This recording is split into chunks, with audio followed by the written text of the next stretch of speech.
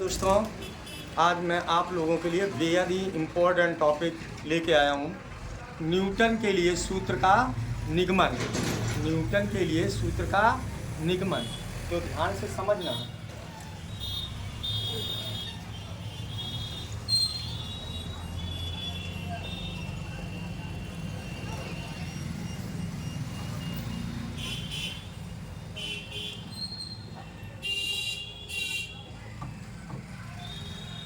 निगमन या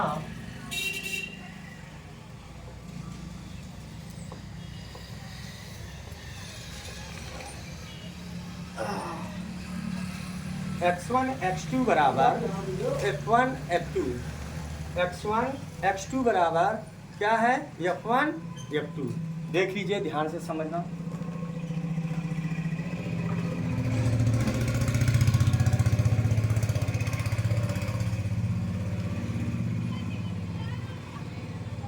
ये लेंस है, ये f1, ये f2। यहाँ कोई वस्तु AB रखी है।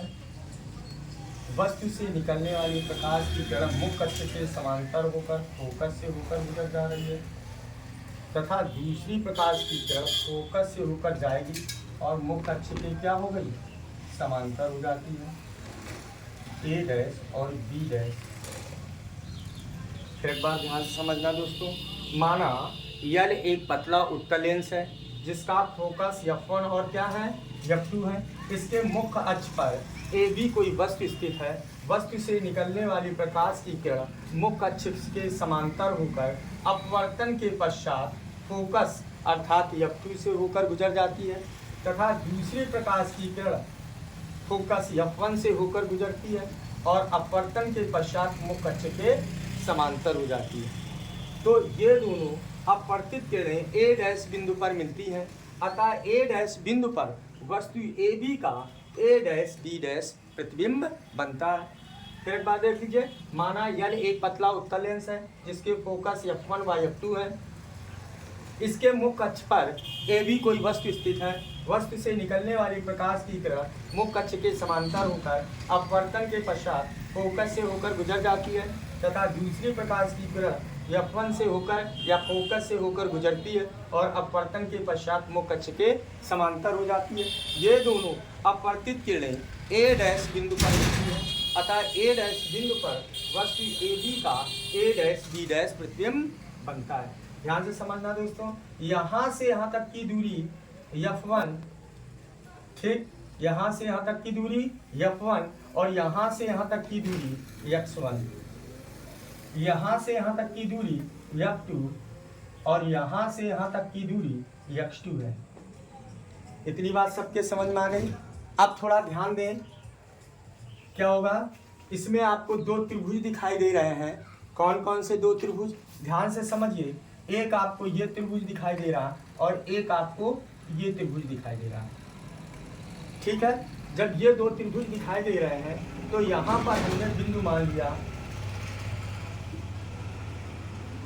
M और यहाँ मान लिया N।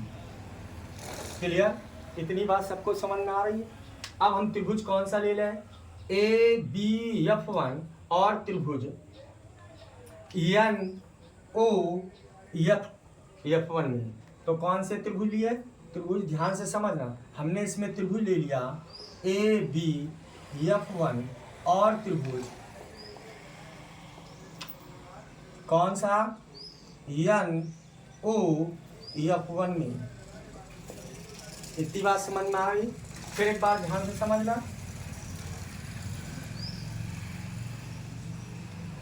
ये आपका N है, ये आपका O है, ये F1 है, ये A है और ये B है। हमने इसके पहले वाले टॉपिक में बताया था दोस्तों कि ये त्रिभुज इसके क्या है? समरूप है। क्या है? समरूप है। और इसकी डिटेल से चर्चा एक वीडियो में हमने कर चुके हैं, इसके पहले वाले, जिसमें हमने त्रिभुज को पढ़ाया है कि त्रिभुज होते कितने प्रकार के हैं। उसमें मैंने इसकी डिटेल में चर्चा की है कि समरूप त्रिभुज क्या है और कैसा होता है। तो क्या होगा? ये कोण इस कोण के बराबर, ये लंब है और ये शीर्षक जो कोण। तो जब समरूप त्रिभुज होते हैं तो भुजाओं में क्या होगा, एक अनुपात होता है, मतलब ये भुजा बटे ये भुजा और ये भुजा बटे ये भुजा। तो लिख लीजिए यहाँ पर क्या हो जाएगा, ये हो जाएगा ए बी बटे एन ओ बराबर क्या हो जाएगा, यहाँ हो जाएगा बी एफ वन बटे ओ एफ वन। इतनी बात सभी के समझ में आ गया क्या, कि हमने त्रिभुज लिया है B A B F one और त्रिभुज एन ओ एफ वन में, तो ये भुजा बटे ये भुजा बराबर ये भुजा बटे ये भुजा। इतनी बात सभी लोगों को समझ में आई। आगे देखिए, अब आपको एक त्रिभुज ये दिखाई दे रहा है और एक त्रिभुज आपको ये दिखाई दे रहा है। तो ये आपको त्रिभुज इस रूप में दिखाई दे रहा है, ये ए डैश है, ये बी डैश है, ये F2 है, ये आपका है यम और ये है ओ। समझ में आया। अब ये भी किस तरीके से ये समरूप था उसी तरीके से ये समरूप है, तो इसमें क्या होगा, ये भुजा बटे ये भुजा बराबर ये भुजा बटे ये भुजा। तो इसमें हम कौन सा त्रिभुज ले लें, फिर एक बार ध्यान से समझना। इसमें हमने त्रिभुज ले लिया कौन सा, यम ओ F2 यम ओ F2 यम ओ F2 और त्रिभुज कौन सा हो जाएगा, A dash B dash F2 में, कौन सा, ए डैश बी डैश F2 में।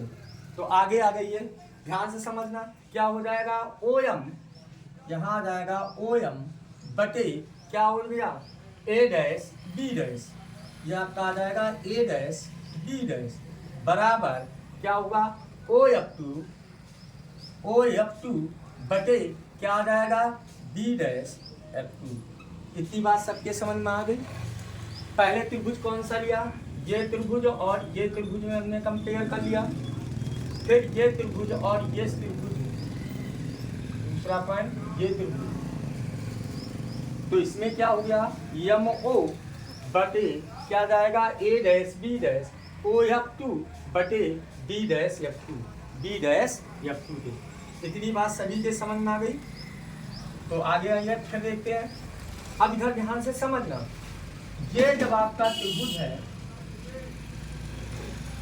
और ये ए बी है, ये मुख्य अक्ष के क्या है, समांतर है ये रेखा, और कहाँ पर मिल रही है, यम पर। तो ध्यान से समझना, हमने आपको इस विषय में बताया है कि जब दो समांतर रेखाएं, समांतर रेखा का मतलब होता है समान अंतर से खींची गई रेखा, मतलब यहाँ से यहाँ तक की दूरी, यहाँ से यहाँ तक की दूरी, यहाँ से यहाँ तक की दूरी, यहाँ से यहाँ तक की सारी दूरियां क्या है, बराबर है।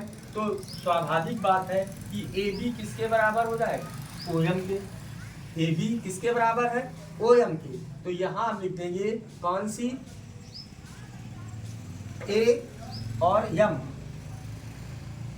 तथा बी ओ समांतर रेखाएं हैं, समांतर रेखाएं हैं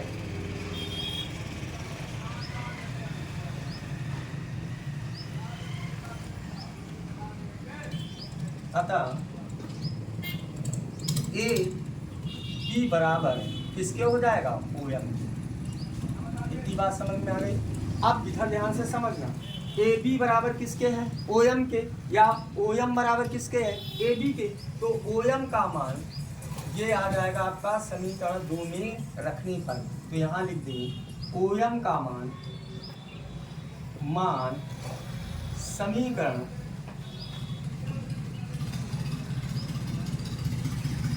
में रखने पर रख दीजिए।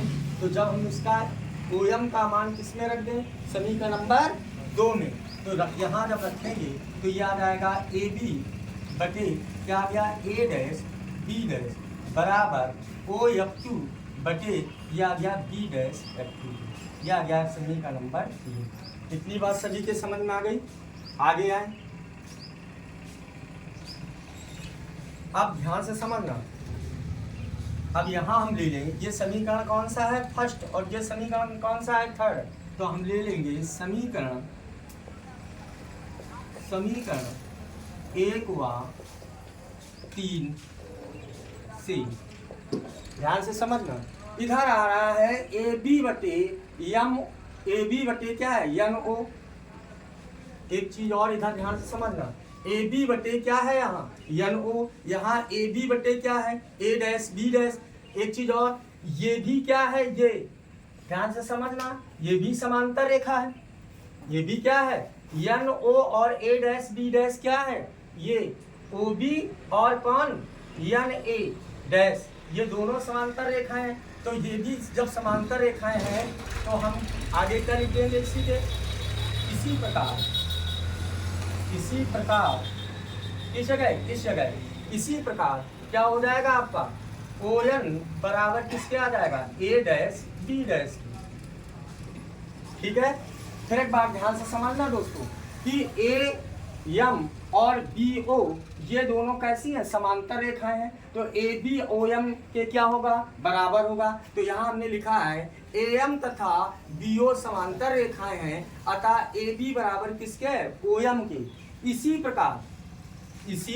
प्रकार ये दोनों कैसी हैं, समांतर रेखाएं हैं। इसी प्रकार ओ एन बराबर किसके हो जाएगा, ए डैश बी डैश के। ओ एन बराबर किसके हो जाएगा, ए डैश बी डैश की। तो ध्यान से समझना, यहाँ जहाँ लिखा है ए बी, ये देखिए ओ एम की जगह कितना रख जाएगा, ए बी। अब इधर ध्यान देना, ए डैश बी डैश बराबर किसके, ओ एन की। तो ए डैश बी डैश की जगह हम कितनी वैल्यू रख सकते हैं, यहाँ हम कितना रख सकते हैं, यहाँ हम रख सकते हैं क्या, ओ और एन। समझ में आ गया। फिर एक बार ध्यान से समझना, क्या पहले हमने ये त्रिभुज लिया, तब आपकी ये वैल्यू निकल आई। फिर हमने ये त्रिभुज लिया तो आपकी ये वैल्यू निकल के आ गई। अब ध्यान से समझना, ये दोनों समांतर रेखाएं, तो ए बी बराबर किसके हो गया, ओ एम के। यहाँ हमने लिखा है ए एम तथा बी ओ या ओ बी, ये ओ बी दोनों क्या है, समांतर रेखाएं हैं, अतः ए बी बराबर किसके हो जाएगा, ओ एम के। ए बी बराबर किसके हो गया, ओ एम के। इसी प्रकार एन ए डैश और ओ बी डैश ये दोनों समांतर रेखाएं, तो ओ एन बराबर किसके हो जाएगा, ए डैश बी डैश। इसी प्रकार ओ एन बराबर किसके हो जाएगा, ए डैश बी डैश के। अब यहाँ हमने ओ एम और किसका, ए डैश बी डैश का मान रखने पर, इसमें समीकरण 2 में, तो यहाँ हम लिख देंगे, क्या लिख देंगे, ए डैश बी डैश व ओ एम का मान समीकरण 2 में रखने पर। तो यहाँ आप ध्यान से समझना, ए बी की यहाँ ओ एम है, तो ओ एम की जगह हम कितना लिख सकते हैं, ए बी। तो यहाँ हमने लिख दिया ए बी, और ओ एन बराबर किसके है, ए डैश बी डैश। तो ए डैश बी डैश की जगह हमने कितना लिख सकते हैं, ए डैश बी डैश की जगह हम कितना लिख सकते हैं, ओ एन, या ओ एन की जगह हम कितना लिख सकते हैं, ए डैश बी डैश। तो इतनी बात सबके समझ में आ गई। क्या मतलब हुआ, मतलब ये हुआ कि ए बी बटे क्या है, एन ओ। तो ए बी बटे क्या है, एन ओ। जब ये दोनों क्या है, बराबर हैं, तो ये दोनों भी क्या हो जाएंगे, बराबर हो जाएंगे। तो बराबर कर देंगे क्या, समीकरण 1 व 3 से। तो समीकरण 1 लिख दीजिए, यहाँ क्या हो जाएगा, आ जाएगा बी अपवन बटे कितना आ जाएगा, ओ एफ वन बराबर ओ एफ टू बटे कितना आ गया, बी डैश एफ टू के। ध्यान से समझ में आया। अब हम यहाँ क्या कर दें, वैल्यू रख दें। तो ये आपका आ गया है, इधर कर दे रहे हैं।